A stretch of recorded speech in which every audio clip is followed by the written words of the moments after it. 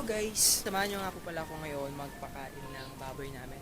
So yung baboy pala namin is hindi pala siya yung baboy na puti. Show.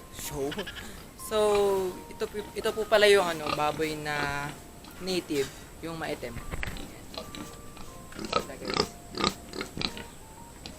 So ngayon ay atin silang lilinisan at syempre bibigyan natin ng pagkain.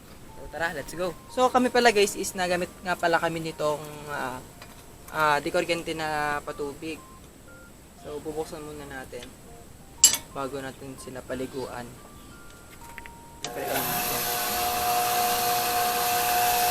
Ganyan nga pala ako guys magbukas ng tubig. Kasi di siya nagmamatik eh.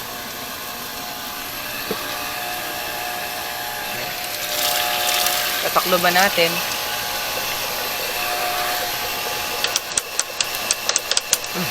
Okay na yan. Hintayin lang natin siyang mga tubig. Yan, pag mangat na siya, patayin natin. Madali na yung tubig dito. Parang bata. Yan guys. Ganito yung patubig sa amin. Hindi na kami nagbobomba. Dati kasi nagbobomba kami eh. Tapos baldiyo, yung baytabo ang buhos o baytimba.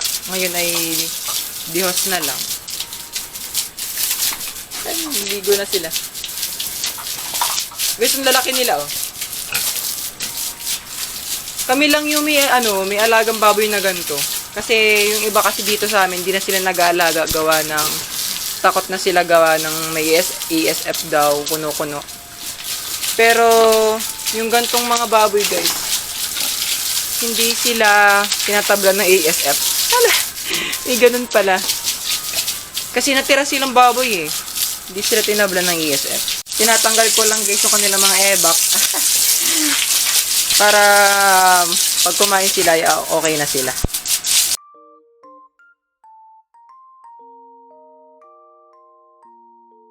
So yun guys, tapos na natin silang paliguan at linisin yung kanilang kulungan. So ngayon ay papakainin naman natin sila. So tara magtakal tayo ng ipa. Yung pinapakain nga pala namin dito ay may ipa na may feeds. So ngayon ay wala mo ng feeds gawa ng maganda yung pagkakaipa nito. Kumbaga ay mas goods na siya kahit wala siyang goods na siya kahit walang ba dapat? Feeds. Ayan. So, patatakal nga pala yung tinakal ko. Kasi, madami na sa kanilang dalawa to. Ayan. Uy, may gabok. Kailangan nila ng water. Get well, guys. So, yun guys. Tapos na natin silang pakainin. Yan. Ito sila.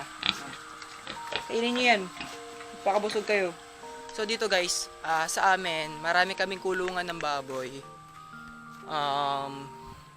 Dahil nauso nga yung ASF. Wala kaming baboy na alaga ngayon. So sila lang. Ito yung mga kulungan namin. Yan. Simula dito hanggang dito. Nandun guys. Yan. Nandyan. Hanggang dito guys. Tapos guys, dito sa kila lolo, kila lola, meron din silang kulungan ng baboy dito. So, napakalawak ng kulungan nila dito. Yan.